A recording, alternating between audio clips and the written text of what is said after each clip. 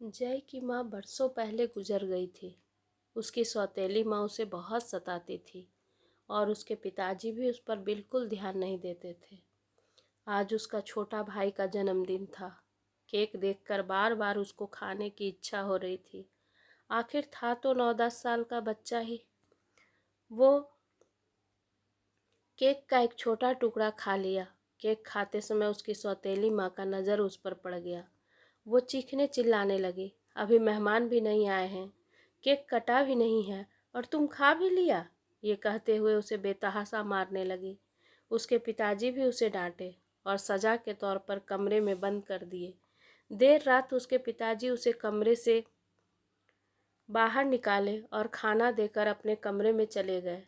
जय अपनी माँ को याद कर रोते रोते खाना खा लिया। खाने के बाद वो दरवाज़ा खोलकर घर से बाहर निकल गया। कुछ दूर चलने के बाद रास्ते पर एक फल से लदा ट्रक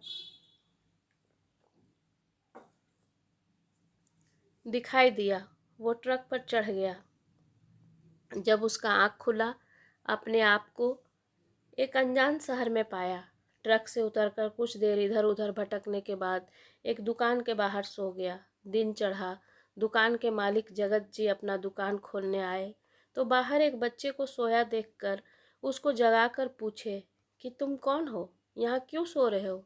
जय कुछ जवाब नहीं दिया, सिर्फ वहाँ से उठकर बगल से दूसरे तल्ले पर जाने वाली सीढ़ी पर बैठ गया। बैठे बैठे दोपहर हो गया। दोपहर को जब जगत जी खाने बैठे तो वो ललचाई नज़र से जगत जी को देख रहा था। जगत जी उससे पूछे, खाओगे? जय हाँ में सिर हिला दिया। फिर जगत जी अपने टिफिन से एक रोटी निकालकर उसे खाने दिए। जगत जी को समझते देर नहीं लगा कि बच्चा घर से भागा हुआ है। देर रात जब जगत जी दुकान बंद करके घर लौटने लगे तो देखे कि बच्चा वहीं सीढ़ी पर सो रहा है। जगत जी उसे अपने साथ घर ले आए। जब घर पहुंचे तो उनकी पत्नी पूछी, कौन है, कहाँ से लाए? किसी को भी ले आते हैं, कहीं चोर निकला तो? जगत जी बोले, अरे नहीं, छोटा बच्चा है, तुम भी क्या क्या सोचती हो, अपने रवि के बराबर ही होगा या कुछ छोटा ही होगा। सुबह जगत जी उसे स्नान करने बोले और पहनने को रवि के पुराने कपड़े दिए। खाना खाने के बाद जगत जी जय को बुलाकर पूछे, तुम कौन हो, कहाँ से आए हो? जय अपने घर लौटना नहीं चाहता था, इसलिए वो सोचा अगर सही सही इनको बता देंगे तो ये मेरे पिताजी को बुला लेंगे और मुझे उनको सौंप देंगे। ये सोचकर जय उनसे झूठ बोल दिया कि मेरे माता पिता नहीं हैं, एक दूर के चाचा चाची हैं। चाची मुझे बहुत सताती है, इसलिए घर छोड़कर आ गए। फिर जगत जी उसके लिए रवि के कमरे में ही जमीन पर एक बिस्तर लगा दिए। जय वहीं पर सो गया।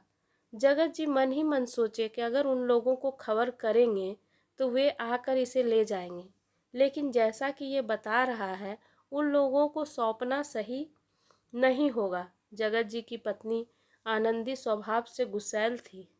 जगत जी के लिए अपनी पत्नी को मनाना मुश्किल काम था। मनाने का उपाय सोचते सोचते जगत जी का आंख लग गया। सुबह उठे तो जय को एक कोने में बैठे देखे। रवि स्कूल जा चुका था और आनंदी जी मन ही मन बड़बड़ा रही थी, इनका बस चले तो घर को धर्मशाला बना दे। जगत जी कुछ नहीं बोले। जय को अपने साथ दुकान लेकर आ गए। प्रतिदिन का ये नियम बन गया। जय बड़ा होशियार था। वो दुकान के छोटे छोटे काम में जगत जी का मदद करने लगा। दुकान में जब ग्राहक नहीं होता तो जगत जी उसे कुछ पढ़ना लिखना भी सिखाते थे। अपनी पत्नी के डर से जय की कॉपी किताब दुकान में ही छोड़ देते थे। जब घर आता तो आनंदी जी जय से घरेलू काम भी कराती थी।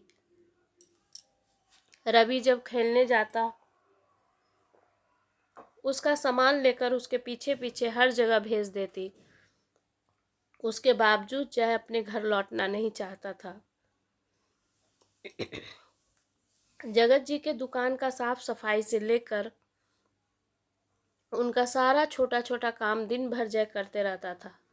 जगत जी हर महीने उसकी मेहनताना के रूप में बैंक में जय के नाम पर अकाउंट खुलवाकर पैसा जमा कर देते। धीरे धीरे दिन बीतने लगा। जैसे जैसे दिन बीतता गया जय व्यापार में माहिर होता गया। दूसरी ओर रवि अपने पढ़ाई में आगे बढ़ रहा था। रवि को जय भैया बुलाता था। उसकी माँ जैसी भी हो, पर रवि और जगत जी कभी भी उसके साथ बुरा व्यवहार नहीं करते थे। आनंदी जी को घर का काम कराने का आदत पड़ गया था। इस कारण जब जय घरेलू काम करना भी सीख गया था। एक बार आनंदी जी बहुत जोर की बीमार पड़ी। जय दुकान नहीं जाता और घर पर रहकर सभी काम करता था, साथ ही आनंदी जी का सेवा भी करता। इस घटना के बाद आनंदी जी उसे प्यार करने लगी थी। आनंदी जी का प्यार पाकर जय फूला नहीं समा रहा था। रवि 10वीं के बाद 12वीं और फिर इंजीनियरिंग करने शहर से बाहर चला गया। जगत जी और आनंदी जी का जय के बगैर कोई काम नहीं होता था। रवि भी जय के कारण बिना किसी रुकावट के आगे बढ़ता चला गया। इंजीनियरिंग के बाद रवि को विदेश जाने का अवसर मिला। कुछ वर्ष विदेश रहने के बाद वहीं अपने साथ काम करने वाली लड़की जैनी से विवाह कर लिया।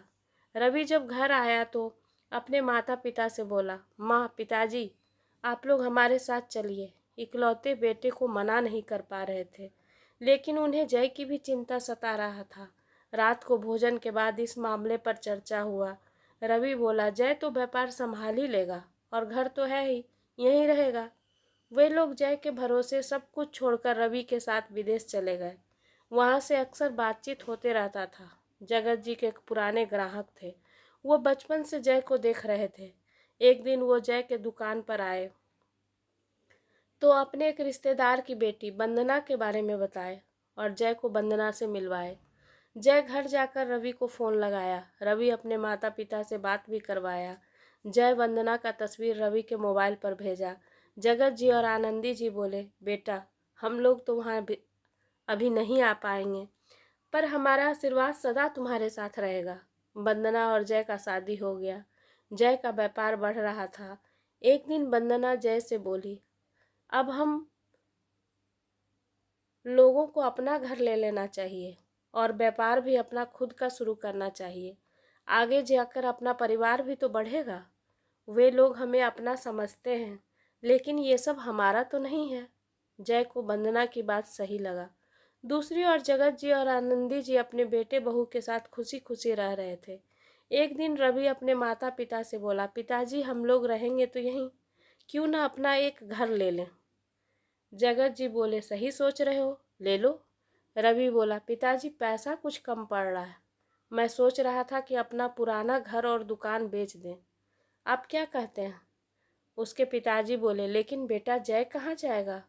उसका तो वही सहारा है और अब उसका परिवार भी हो गया। रवि बोला, पिताजी, यहाँ घर खरीदने में जो पैसा लगेगा उसके बाद बचा सारा रुपया उसे दे देंगे और इतने दिन में कुछ कमाया भी तो होगा। सब कुछ मिलाकर हो जाएगा। ये सब मेरे और जय के ऊपर छोड़ दीजिए, दोनों मिलकर कर लेंगे।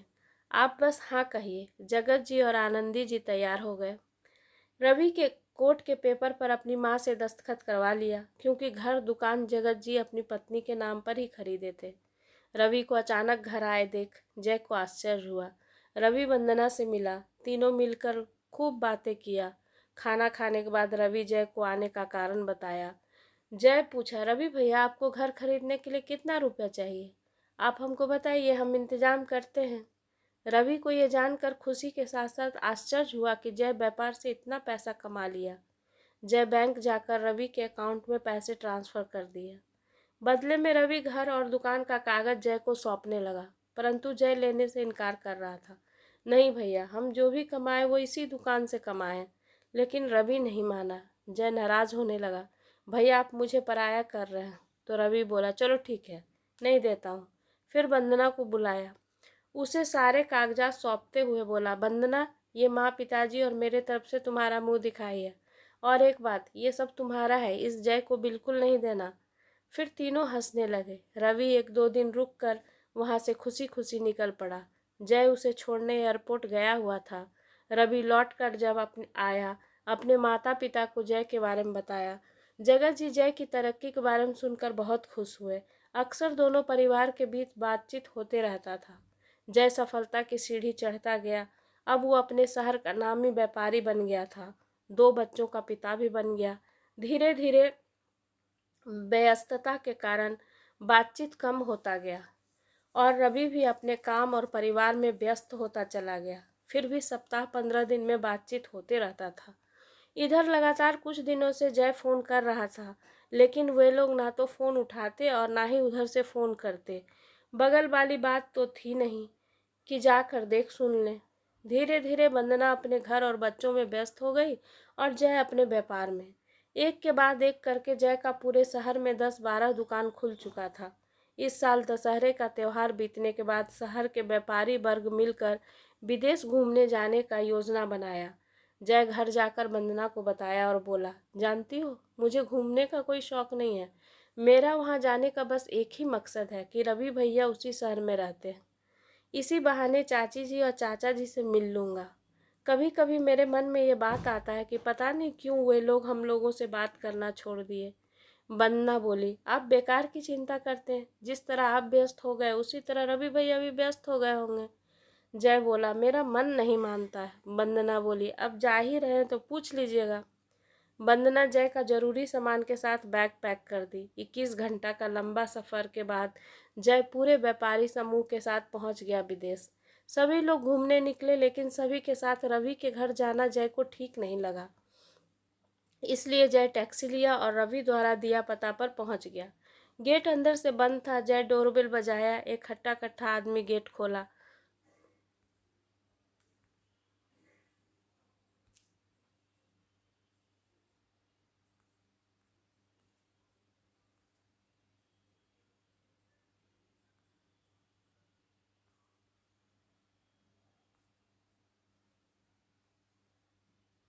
जय को अंग्रेजी बोलना आता नहीं था, परंतु वो बार बार रवि भैया हाउस बोल रहा था।